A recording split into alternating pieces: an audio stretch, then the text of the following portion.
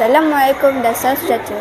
Saya Syazrina Alisha, wartawan cilik PSS TV SK Jalan Semia 2. Pada hari ini, dalam segmen Minit Inspirasi, kita akan mendapatkan satu kata-kata nasihat dari Puan Guru Besar sekolah kita. Jom ikut saya. Assalamualaikum Puan Su. Waalaikumsalam.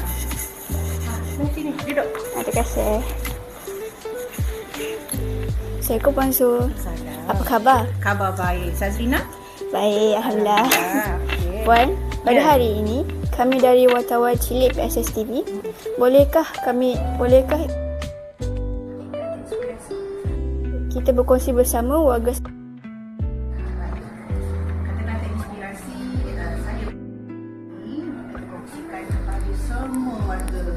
Jasa dua ialah hormati diri sendiri dahulu sebelum kita menghormati orang lain. Syazrina faham maksudnya? boleh cikgu terangkan? Okey, boleh.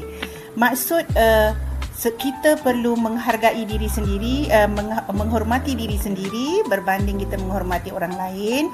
Maknanya kita hormati diri kita, kita hargai diri kita, bagaimana kita menguruskan masa, tanggungjawab, akhlak dan sahsiah. Maknanya kita hormat diri kita dulu. Hak kita, diri kita hormat dulu. Contohnya kita menghormati diri kita ialah bagaimana kita menguruskan masa. Contoh kalau waktu solat, kita delay solat.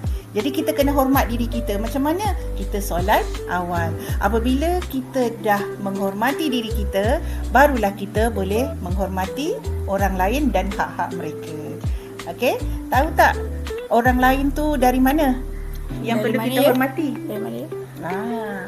Dari guru, kita hormati guru kita. Itu kalau di sekolah. Kalau di rumah, Kita perlu menghormati ibu bapa kita. pandai Syazrina.